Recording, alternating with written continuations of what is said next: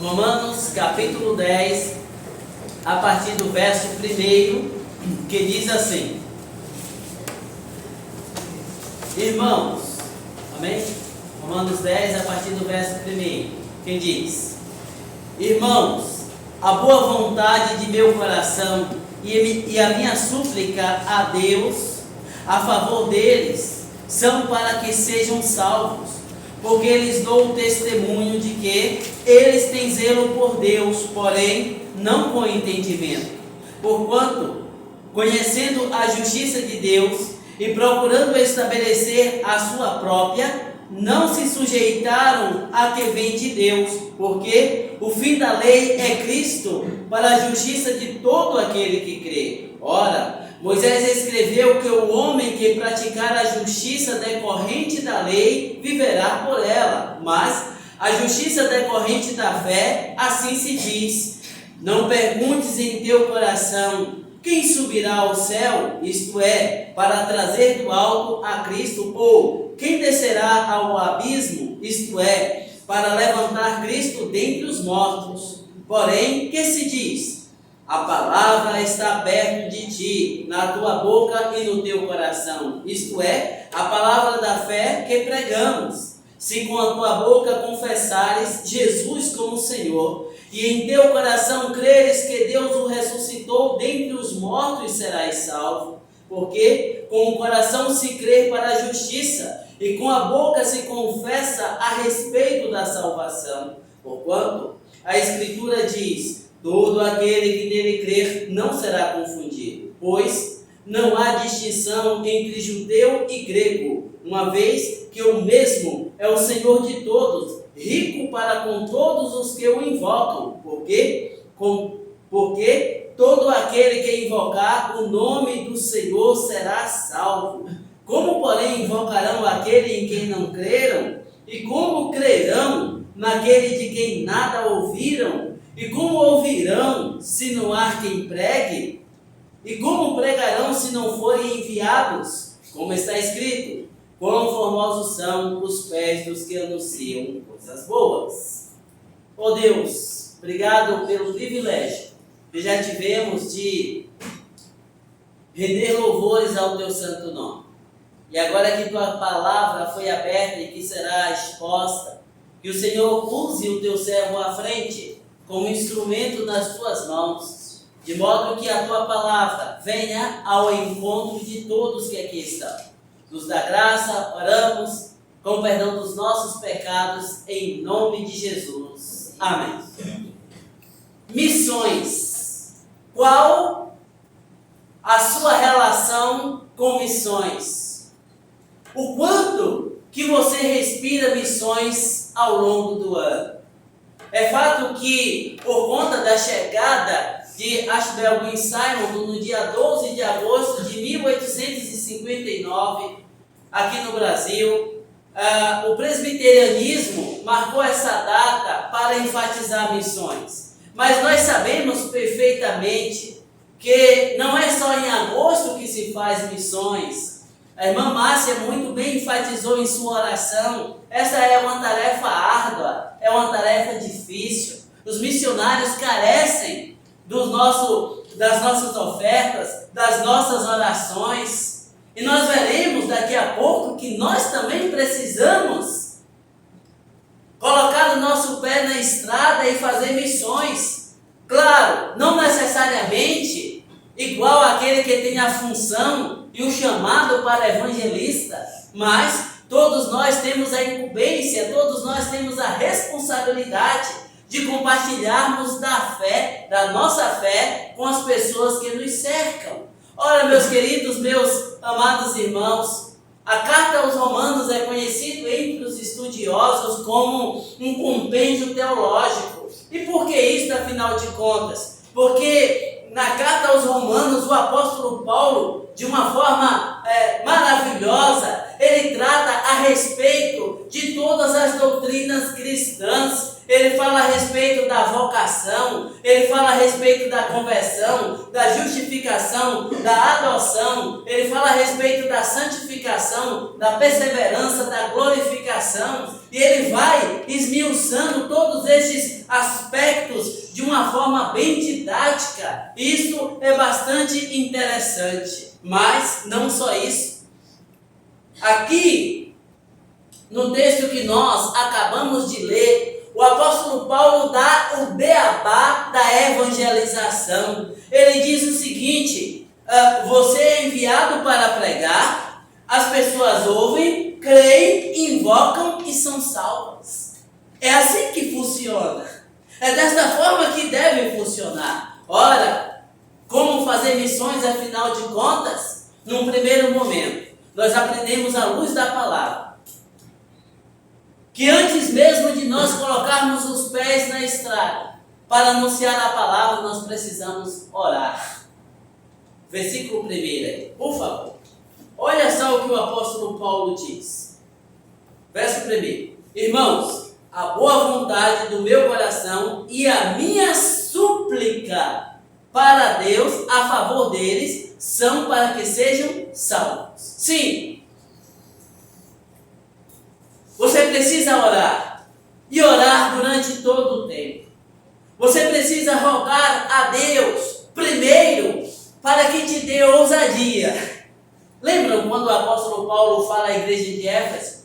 Aí ele faz um pedido aos irmãos, ele diz assim: orem também por mim, para que Deus me dê ousadia no abrir da minha boca. Então você precisa, antes de sair para evangelizar, você precisa dobrar os seus joelhos. Ninguém, absolutamente ninguém, será um bom evangelista. Ninguém absolutamente compartilhará da sua fé sem que seja debaixo de oração.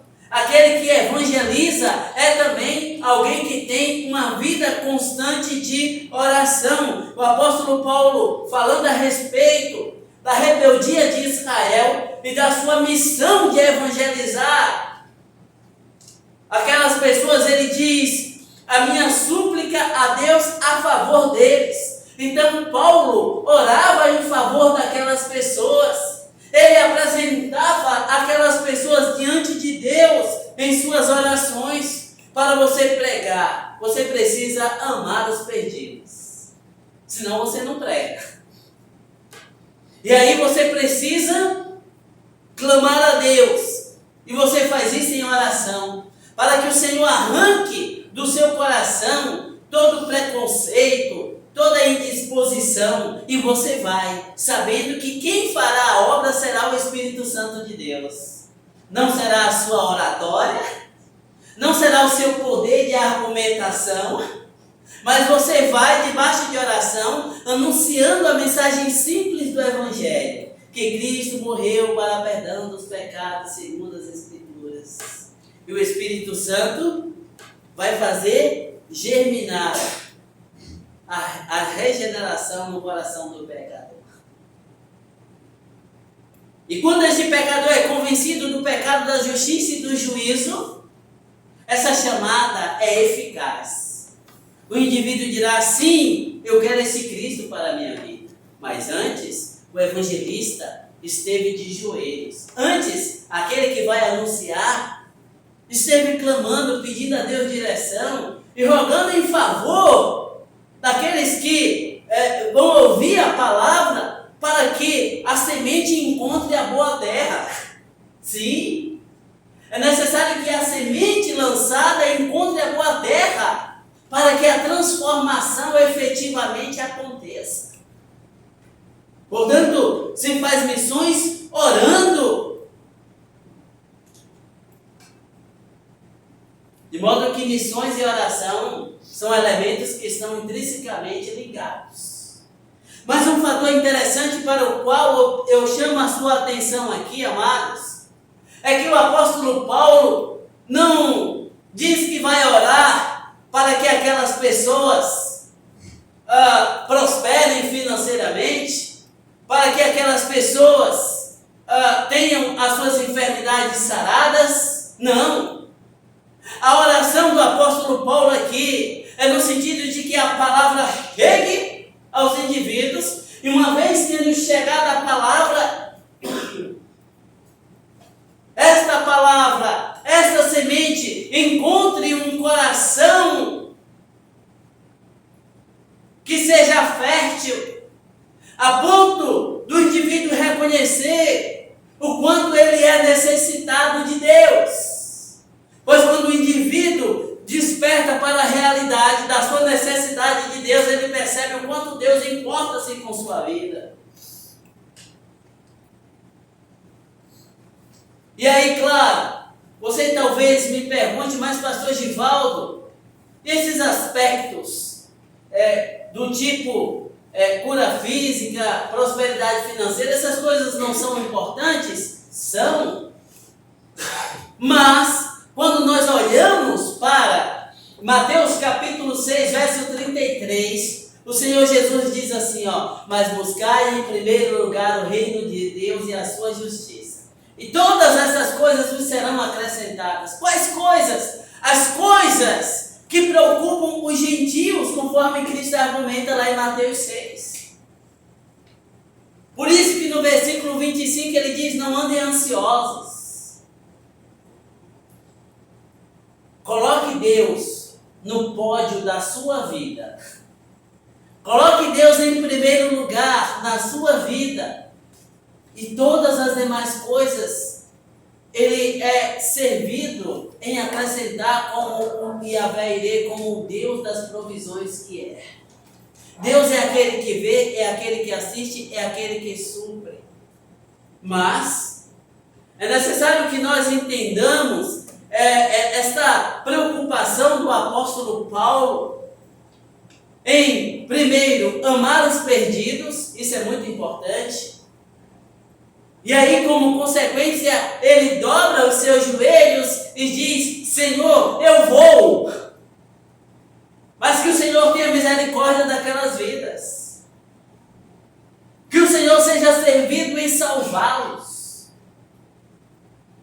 Faça missões, orando. E esta é uma incumbência, uma responsabilidade de todo crente. O crente que não ora por missões não entendeu muito bem a proposta do Evangelho. O crente que não gasta, que não dedica parte do seu tempo para orar pelos perdidos, mas que investe todo o tempo de sua oração rogando tão somente por si, por suas necessidades básicas, pelos seus mais próximos, não entendeu muito bem a proposta. Ame missões. É uma ordem expressa dada pelo Senhor Jesus Cristo num primeiro momento para os apóstolos, mas consequentemente para toda a igreja. Pergunto, você tem orado por missões? Quanto do seu tempo você tem investido para orar neste propósito? Primeiro, orar em favor dos perdidos, mas não só isso. Você precisa orar também por aqueles que vão. Porque por vezes, esses indivíduos deparam-se com situações extremamente difíceis. Às vezes a custo da própria vida. E precisam da oração da igreja. Por isso, você não pode se dar ao luxo, se é que eu posso dizer assim, de deixar de orar por missões. Ame missões. Que o seu coração queime por missões. Que você respire missões todos os dias do ano. Porque é, sobretudo, um ato de obediência ao Senhor da igreja. Você tem cultivado uma vida de oração? Amém. Dessa sua vida de oração, quanto tempo você tem investido em missões? O quanto que você tem orado pelos perdidos de Pedrinhas Paulista? Da sua nação? E em favor daqueles para quem outros estão anunciando. Portanto, Fazer missões implica necessariamente orar pelos perdidos. Um outro aspecto para o qual eu chamo a sua atenção é que nós fazemos missões pregando. Sim, o verso 14 diz assim, que diz assim: como, porém, invocarão aquele em quem não creram? E como crerão naquele de quem nada ouviram? E como ouvirão se não há quem pregue? Isso é bastante interessante. Deixa eu falar uma coisa aqui para você. Você já parou para pensar que a palavra de Deus compara o crente a elementos que simplesmente não passam despercebidos? Sim, observem vocês que o Senhor Jesus comparou a igreja ao sal. O sal passa despercebido? Não, né? Então você prova a comida e você diz, está no ponto. Você, o sal está lá no fiel da balança. Ou você diz, está sem sal. Ou você diz, salgou. O fato é que o sal não passa despercebido onde ele está. Ou onde ele deixa de estar. E aí, de uma forma bem inteligente, bem sábia, o Senhor Jesus diz, vós sois o sal da terra. Se o sal tornasse insípido, se o sal tornasse sem sabor, se ele perder as suas propriedades, qual será, afinal de contas, a sua utilidade?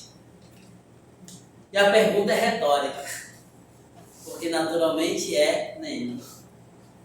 Daí o Senhor Jesus diz, vós sois o sal da terra, sim, mas ainda nós podemos destacar um outro aspecto. Jesus diz, vós sois a luz do mundo.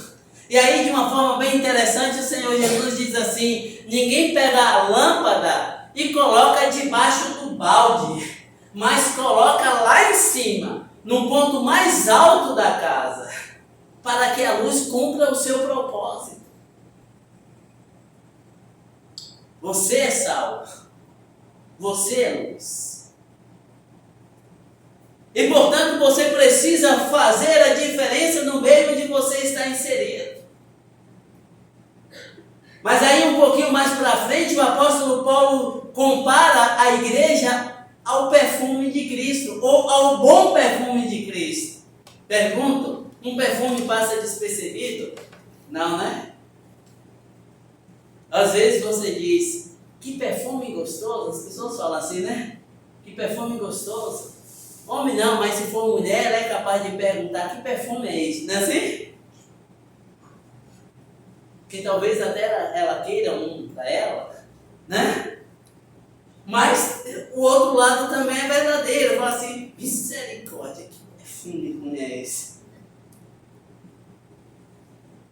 Não passa despercebido. E aí o apóstolo Paulo diz que a igreja é o bom, nível francês, é o bom perfume de Cristo.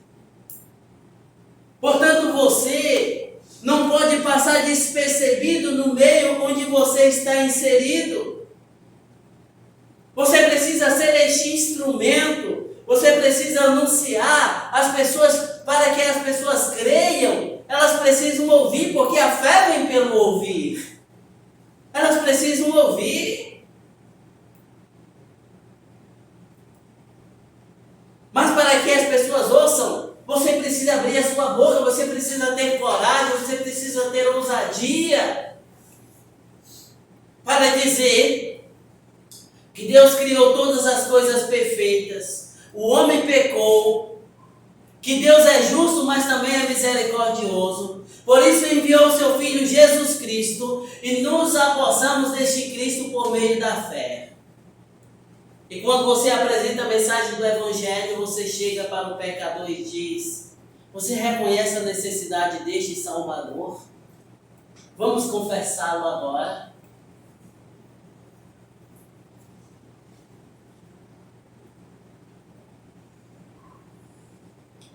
O problema das pessoas, e você como evangelista, você precisa estar ciente disso.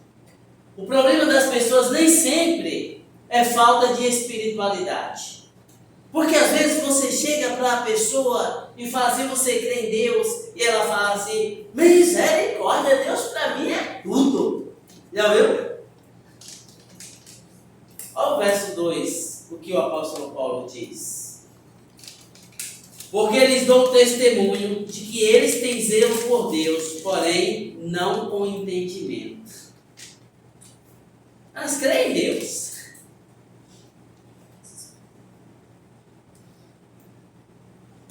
Porém, acreditam em um Deus distante, que não interage, que não intervém.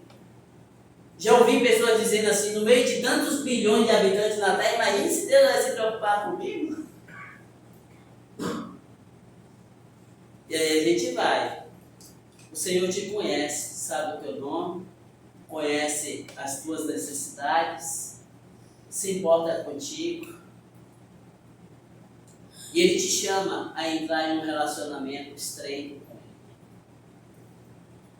Tudo que você precisa é abrir mão do teu ego, abandonar a tua autossuficiência e reconhecer que a tua suficiência vem de Cristo. Vai esvaziando. Reconhece a tua fragilidade. Confessa. O Espírito Santo vai agindo. As lágrimas começam a descer dos olhos. E o pecador diz, como eu faço para entregar a minha vida para este Salvador? Ah, meus queridos, meus amados irmãos, o problema das pessoas muitas vezes não é falta de espiritualidade, falta muitas vezes a capacidade de discernir, porque as coisas espirituais se discernem espiritualmente, não é meramente por meio do intelecto. Lembro-me de um episódio onde um pregador, ele disse que certa vez tinha uma senhora em sua igreja e o seu esposo era uma família distinta da sociedade, e o seu esposo era um intelectual, sabia tudo e mais um pouco de filosofia, mas era um agnóstico. E aí certa vez, aquele homem desafiou a sua esposa e disse, se o seu pastor vier aqui debater comigo, quem sabe eu entregue a minha vida para este Cristo. E aí aquele homem disse que foi, aquele pastor deu testemunho dizendo que foi. E ele chegou lá e ficou 2 horas debatendo filosofia com aquele homem. Vai lá, vem cá, argumenta, etc. E ele já estava exausto e chateado daquilo, não queria mais aquilo. E aí o Espírito Santo chamou a sua atenção. E ele entendeu que pegou o caminho errado. Aí ele disse, vamos recomeçar. Foi o que ele fez? Anunciou a mensagem simples do Evangelho. Em 5 minutos, as lágrimas estavam vertendo os olhos daquele homem. E aquele homem estava dizendo, como eu faço para entregar a minha vida para esse Cristo? Verso 3 diz assim, verso 3.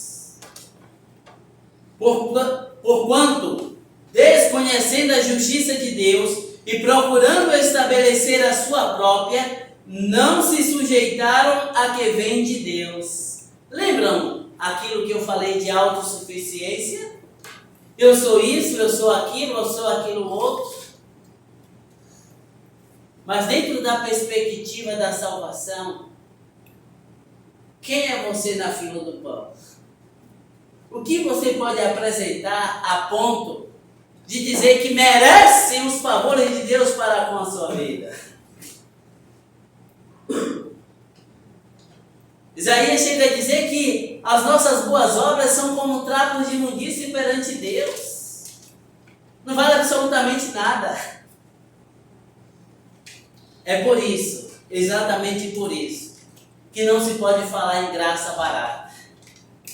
Embarganha. Eu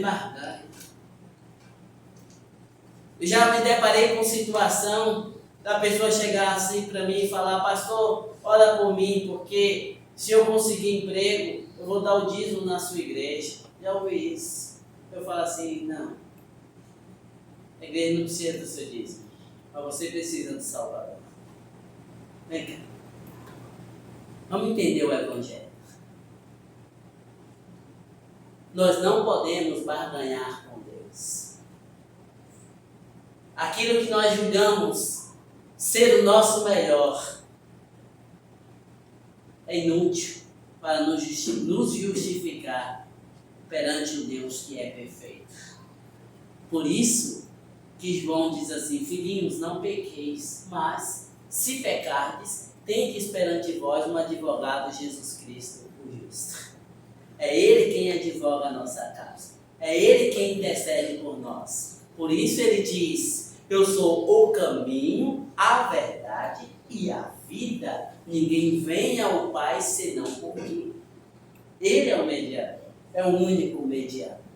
Ora, meus queridos, meus amados irmãos, a palavra é muito clara quando diz: seja Deus verdadeiro e todo homem mentiroso. Porque, por melhor que seja o nosso conceito a nosso respeito, ele pode ser completamente equivocado. Porque as nossas motivações podem ser equivocadas. Já se deparou com aquela situação que alguém fala assim? Isso acontece normalmente em entrevista de emprego, né? Fale para mim 3 qualidades e 3 defeitos que você tem. Hã? Alguém fala isso com facilidade? Não. Porque a nossa mente é seletiva. Ela quer enfatizar, a essa altura, normalmente aquilo que interessa, aquilo que convém. Mas dentro da perspectiva da salvação, é importante nós estarmos muito bem atentos para esta questão de que se faz missões pregando. Você precisa pregar, você precisa anunciar, você é um missionáriozinho, onde quer que você esteja. Eu questiono as minhas crianças: falou de Cristo para um coleguinha? Preciso compartilhar da sua fé. E você tem a oportunidade, irmãos, a maior oportunidade, escute aqui para mim. A maior oportunidade que um crente desperdiça é quando chega lá no setor de trabalho e pergunta para o colega de trabalho como estão as coisas, e o colega de trabalho fala assim: mais ou menos. E você deixa aquilo passar.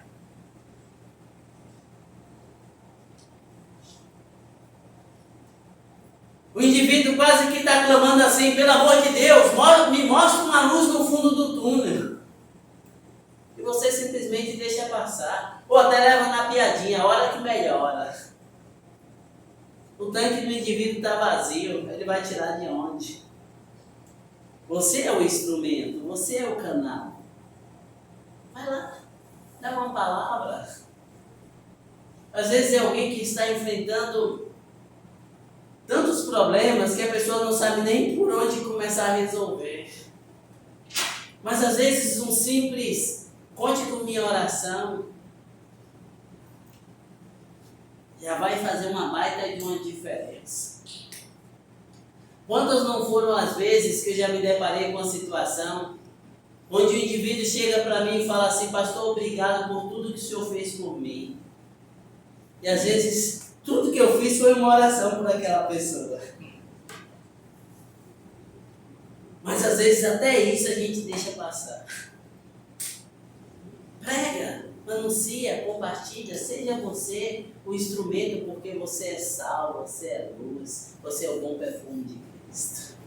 Faça a diferença onde você está. Não seja simplesmente mais um no meio da multidão. O que mais nós podemos observar, afinal de contas? Fazemos missões orando, fazemos missões pregando e fazemos missões também contribuindo. O verso de número 15 diz assim, ó. O verso de número 15 diz assim: e como pregarão se não forem enviados? Como está escrito: quão formosos são os pés dos que anunciam coisas boas. A pergunta para a qual eu quero que vocês prestem atenção é a seguinte: como pregarão se não forem enviados? Como um missionário vai para os rincões deste nosso Brasil, essa imensidão de Brasil? Como alguém irá sem nenhuma condição? Eu disse para você que você deve ser um instrumento no meio onde você está inserido, que às vezes a sua causa é o seu campo missionário. Às vezes acontece isso. É a esposa que não é crente, é o esposo que não é crente, são os filhos que por algum motivo abandonaram o evangelho, é o irmão que está lá, enfim. Mas existe um chamado especial, que é a chamada para o missionário. E aí, este indivíduo, ele é desprendido, porque ele vai sair da sua cidade, do seu estado e às vezes até do seu país, para uma língua completamente diferente. Essa semana eu estava escutando o reverendo Marcos Roberto, ele pastoreia o campo lá de Caruaru,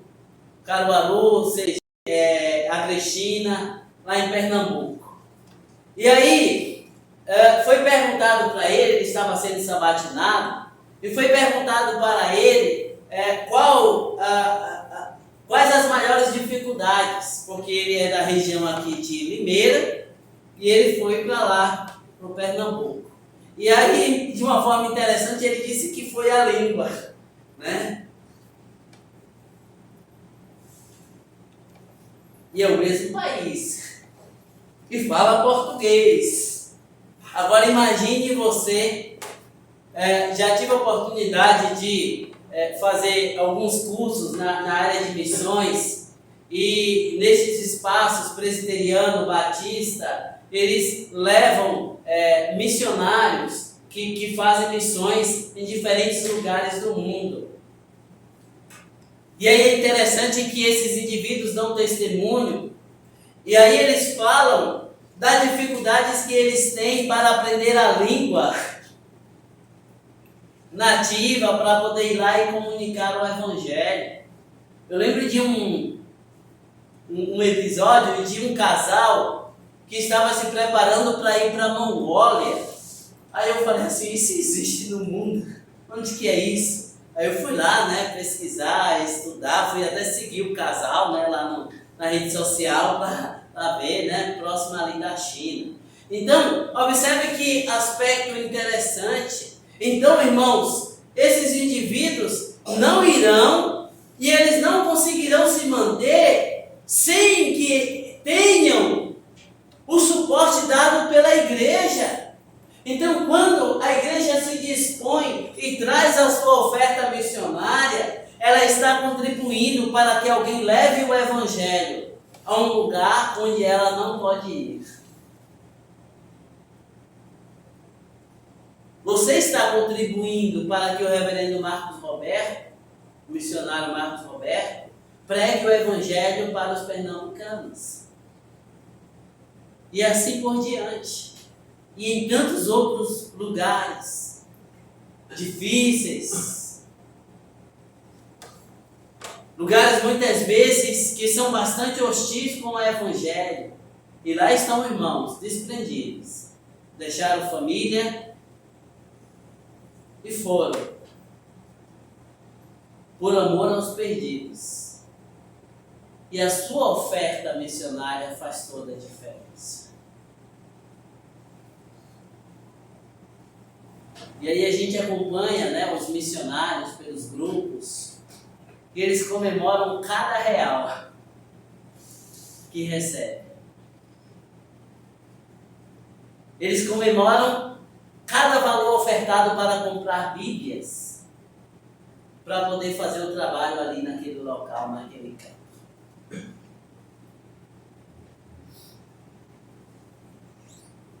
Às vezes nós, no nosso espaço aqui, aconchegante, com ar-condicionado, bancos, que alguns não julgam tão confortáveis assim, mas, né? Mas são bancos, acomodam bem. Mas olha, no campo missionário é bem diferente. Às vezes é o mínimo necessário. Às vezes até falta o mínimo necessário. Portanto, as suas ofertas fazem sim toda a diferença. Coloque, se você ainda não tem, coloque o hábito de reservar a sua oferta mensalmente para o departamento missionário. Porque fazendo isso, você está evidenciando que ama missões. Então você ama missões porque você ora por missões, você ama missões porque você prega o evangelho, e você ama missões porque você sustenta missionários. Sim, meus queridos, e aí no verso 15, e estamos partindo para o encerramento, o apóstolo Paulo diz assim, verso de número 15, que diz assim: e como pregarão se não forem enviados? Como está escrito, quão formosos são os pés dos que anunciam coisas boas. Que coisas boas são estas? A palavra, o evangelho, que ultrapassa culturas, que é capaz de romper a barreira da cosmovisão e aponta para Cristo como sendo o norte a ser seguido. E aí, meus queridos, meus amados irmãos, como eu disse e repito, não são todos que têm um chamado para ir. Não são todos que têm um chamado para ir. Mas aqueles que o Senhor chama, estes dizem, como disse Isaías, eis-me aqui. E eles vão. E já ouvi testemunho de irmãos que deixaram profissões bem promissoras.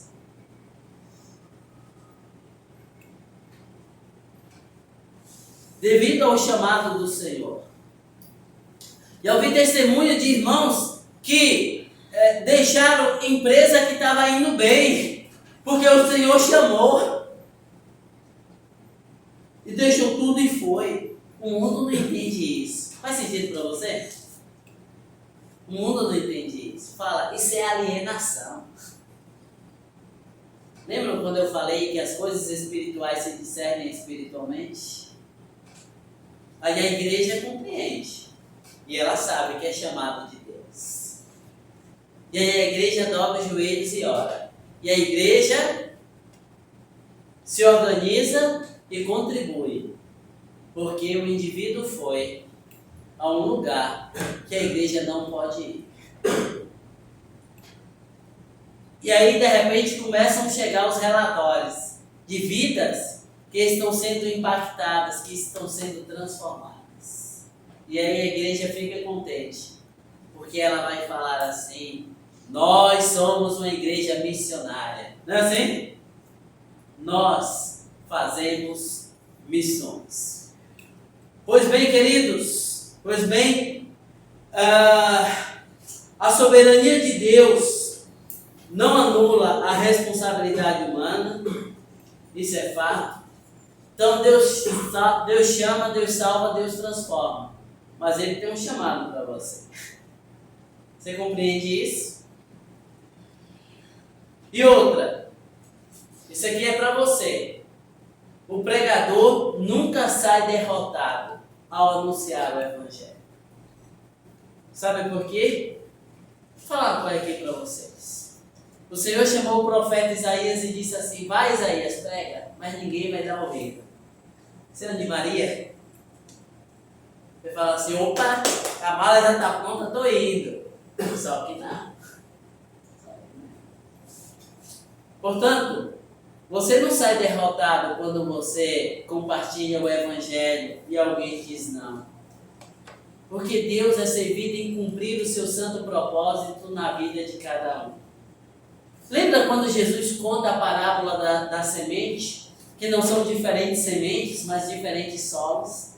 E aí a semente foi lançada, caiu em terreno pedregoso, caiu entre espinhos, né? Jesus vai mostrando, e caiu também na boa terra. Assim é o Evangelho que nós anunciamos. Às vezes em coração bem fechado. Mas aí, como diz lá o poeta, água mole e pedra dura, né? O Evangelho vai sendo anunciado, de repente vai aquebrantando aquele coração, e de repente, aquele indivíduo que era hostil ao Evangelho, olha o apóstolo Paulo, que perseguia, prendia, de repente aquele indivíduo está chorando aos pés da cruz. Prega o Evangelho, anuncia. Não é tarefa sua transformar a vida de ninguém. A sua responsabilidade é apenas proclamar. Como esse Evangelho chegará ao coração de cada um, aí é tarefa do Espírito Santo de Deus. Aí é com Deus. Seu papel é pregar. Faça missões, ame missões. Não faça missões e não pense em missões, não contribua com missões só em agosto. Porque missões se faz ao longo de todo o ano, todos os dias da semana. Porque sempre há vidas para salvar. Grande é a seara, porém, poucos os ceifeiros, disse o Senhor Jesus. Você é um ceifeiro? Faça missões, ame missões, e Deus certamente há de ser servido e abençoar a tua vida. Amém? Amém.